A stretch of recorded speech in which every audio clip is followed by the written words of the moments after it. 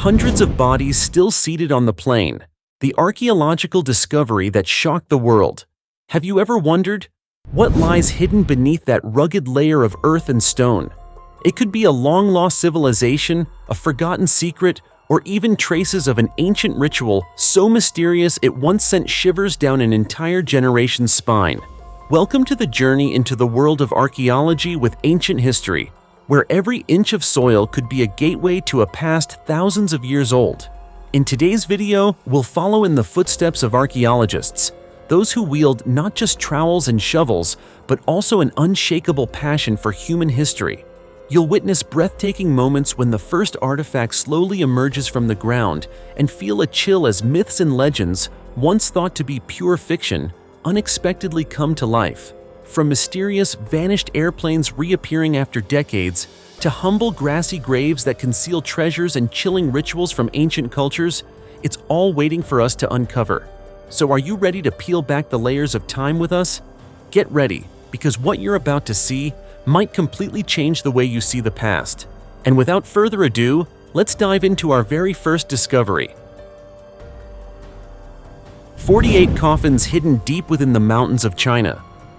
At Mount Jiapeng in Ximen County, Hunan Province, China, there is a famous temple called Jiapeng Temple, which dates back over 1,000 years. Around 300 years ago, people witnessed a group of monks quietly leaving in the night with 48 coffins. As a forest ranger living near Mount Jiapeng, Peng Jilin had heard stories about these mysterious 48 coffins since he was a child. For decades, all he found were decoy tombs, leaving him disappointed again and again. His companion in this search was Long Shiben, a curator at the Ximen County Museum. Long believed that only someone extremely important would have that many fake tombs. He cited the example of Cao Cao, the famous warlord of the Three Kingdoms era, who was said to have as many as 72 tombs. It wasn't until the late 1980s, after a heavy snowfall in Ximen County, that Peng Jilin and his wife went hiking in the mountains and stumbled upon a strange phenomenon. Snow around several slopes was melting unusually fast, accompanied by thick white steam. When Peng dug down about 3 feet, he heard his shovel strike something, lime and green bricks. That's when he uncovered a beautifully decorated blue and white porcelain basin. Peng quickly contacted his friend Long Shiben to assemble an archaeological team. Once they cleared away the top layer of soil, an unusual tomb complex was revealed. The tomb had 3 sections placed side by side. In the right chamber, a well-preserved jar was carefully buried. The middle chamber, unearthed by Peng Jilin, held the porcelain basin, which turned out to be a hydroponic container. However, the tomb showed signs of severe looting and damage. On the tomb's facade was an engraved couplet, bearing the Big Dipper on his back, crowned by the 3 terraces, symbols reserved exclusively for emperors. Inside the tomb, carvings of dragons and phoenixes were found, motifs traditionally used only by royalty. During the excavation, the team discovered a bronze medallion engraved with 4 characters, mandated by heaven, Feng Tian Yu Zhao. It turned out that the tomb belonged to the monk king Li Zicheng, a revolutionary leader who overthrew the Chongzhen emperor and brought an end to the 267-year Ming dynasty. Li Zicheng, also known by the title Feng Tian Yu, was regarded by the people as a hero of the late Ming and early Qing peasant uprisings. He led the rebellion that toppled the Ming dynasty and briefly declared himself emperor inside the Forbidden City. However, not long after, the Manchu forces, aided by the treacherous general Wu Songui, invaded China and established the Qing dynasty in 1644. Li Zicheng's forces were eventually defeated and destroyed. Although he only occupied Beijing for 42 days and ruled as emperor for less than a day, traditional Chinese customs dictated that tombs for emperors still bore dragon and phoenix motifs. Later archaeological studies and historical records revealed that Li Zicheng did not die at Mount Zhugong, as long rumored. Instead, he managed to escape and hide in the mountains of Jiapeng. After his death, his loyal followers, emulating the traditions of ancient emperors, built 48 decoy tombs to prevent grave robbing. The recently excavated 3-chamber tomb on Mount Jiapeng has now been confirmed as Li Zicheng's actual burial site. By the end of the 20th century, the government constructed the tomb of King Shun, Li Zicheng's royal title, at the site to commemorate him. Today, it stands as an important cultural and historical monument in Hunan Province, and one of the largest imperial burial sites south of the Yangtze River. Plane carrying. 92. People vanished for 35 years, suddenly reappears with skeletons on board. Throughout the history of aviation, there have been many mysterious plane crashes. Some aircraft take years to be found, while others vanish forever without a trace or explanation. However, the story of a plane belonging to Santiago Airlines, Chile, is even stranger. It mysteriously disappeared, only to reappear intact 35 years later. So, what really happened to this aircraft?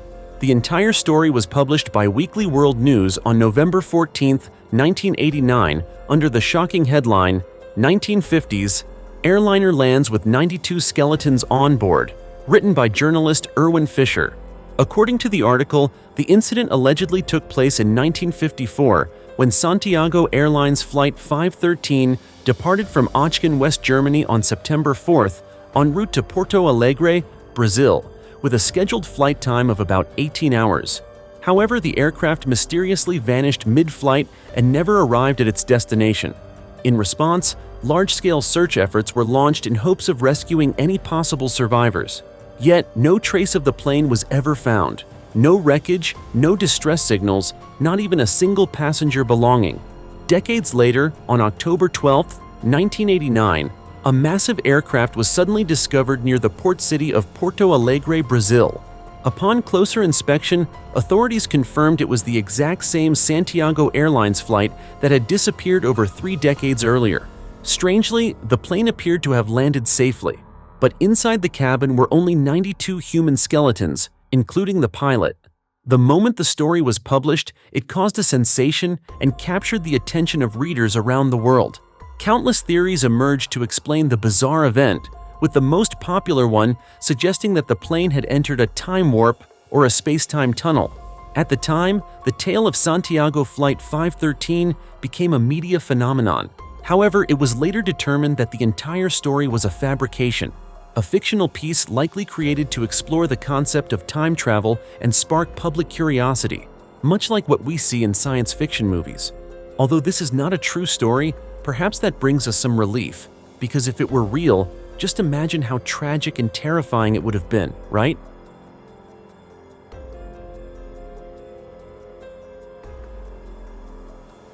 Intact World War II plane discovered under the sea.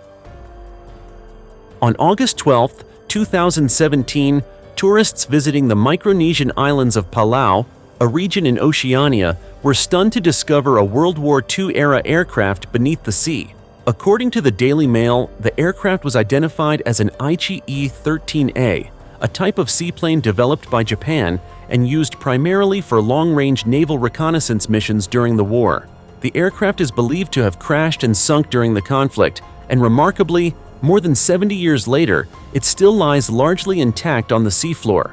The plane was found in a shallow area of the ocean near Palau, and what amazed people most was how well preserved it remained after decades underwater.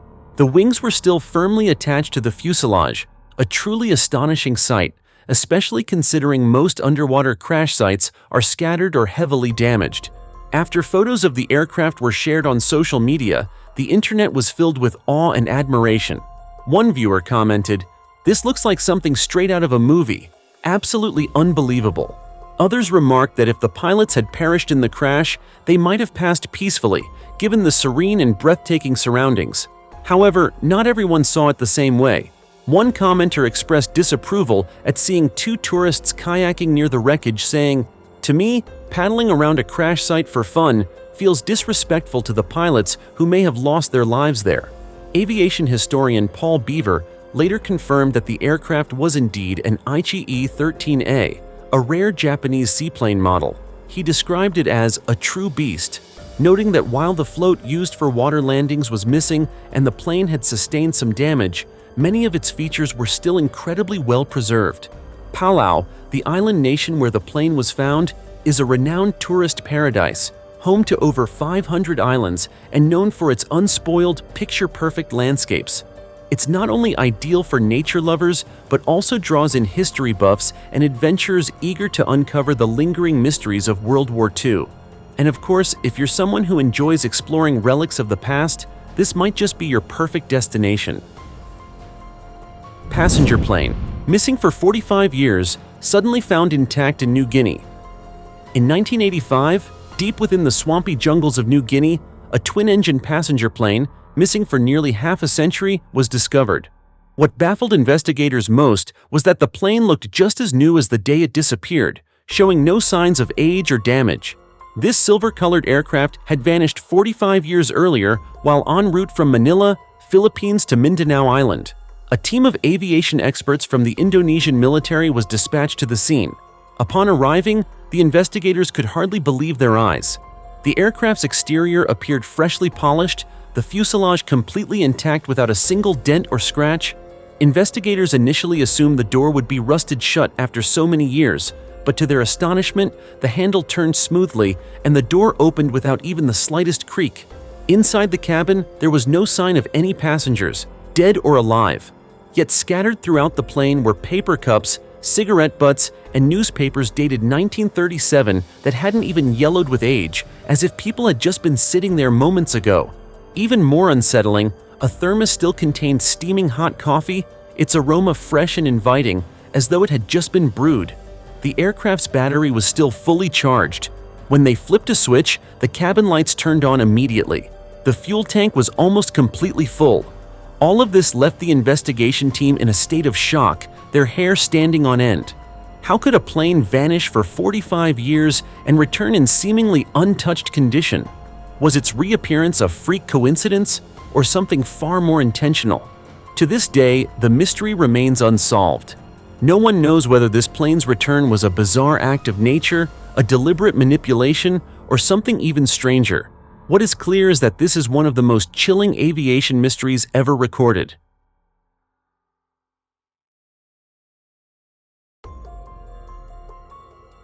Scythian treasure and ancient drug rituals.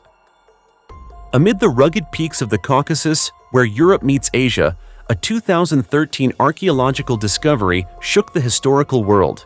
What began as a routine electrical trench installation near the city of Stavropol in southern Russia unexpectedly turned into a groundbreaking find. A centuries-old tomb, seemingly erased by time and looters, lay concealed underground. What none expected was that behind that unremarkable soil lay a seismic secret, a cache of pure gold and remnants of ancient narcotics hidden within a secret chamber of a 2,400-year-old Scythian tomb. This treasure stunned archaeologists not only for its material value, but also for the window it opened into a mysterious world where warriors, rituals, and psychoactive substances intertwined in astonishing ways. The Scythians, nomadic warriors who once roamed the Eurasian steppes, suddenly made modern scholars rethink how they fought, worshipped, and survived. Upon entering the tomb, archaeologists were initially disappointed, finding the main chamber ransacked and largely empty. But fortune smiled on them when they discovered a cleverly concealed subterranean room below. Inside, nearly 7 pounds of solid gold. These weren't crude gold bars, but exquisitely crafted items: bracelets, rings, vases, jars, etched with vivid depictions of warriors, animals, mythology, and sacred ceremonies. Particularly striking were several jars carved with Scythian warriors in combat postures, with hairstyles, weapons, facial expressions, every detail rendered so fluidly it felt like watching ancient slow-motion scenes captured in gold. Yet the greatest shock came after scientists began analyzing the black residue inside the golden vessels. They discovered traces of opium and cannabis, powerful narcotics often linked to religious rituals or pre-battle preparation. Suddenly, this treasure wasn't just a collection of luxurious items, it was a tangible testament to an ancient drug ritual, long described in writing by the Greek historian Herodotus. According to Herodotus, the Scythians had a peculiar ritual. After battle, they would gather inside a closed tent. Inside, they burned plants with intoxicating properties, inhaled the smoke, and entered a divinely inspired trance. This was not only a ceremony, but a means to connect with spiritual realms and honor war gods. Now, this recently discovered treasure is the clearest physical proof of those written accounts. After more than 2 millennia of skepticism and neglect, gold, drugs, and ritual, three elements we seldom imagine together, merged to reveal a complete portrait of Scythian spiritual and cultural life. They were not just fierce mounted warriors, but also ritualists living on the thin edge between reality and myth, between the glow of precious metals and the mystical haze of ancient herbs. This discovery has been hailed as a once-in-a-century find, not only for its physical richness, but also for its thought-provoking implications. Who was buried here? A general? A shaman? A nomadic king? Why was the opium ritual concealed so meticulously? How many such hidden chambers still lie silent under the Caucasus soil? While these mysteries remain unanswered, this find once again illuminates the complexity and depth of ancient civilizations we thought we understood. It reminds us that history isn't a straight timeline. It's a labyrinth of the unknown, waiting to be decoded through intellect, and sometimes luck. With every artifact unearthed, a slice of the past awakens. And now, the Scythians, nomads long relegated to the shadows of history, have stepped into the light, bringing gold, smoke, and stories yet untold. The 2,800-year-old lover mummies embracing in an ancient tomb. In 1972, a team of archaeologists from the University of Pennsylvania excavated numerous mummified remains at the Tepe Hassanlu site in Iran. Among the discovered remains, two skeletons found embracing each other drew the most attention. These mummies were later named the Hassanlu lovers. Their posture, still embracing even in death, has been romanticized and called a symbol of undying love.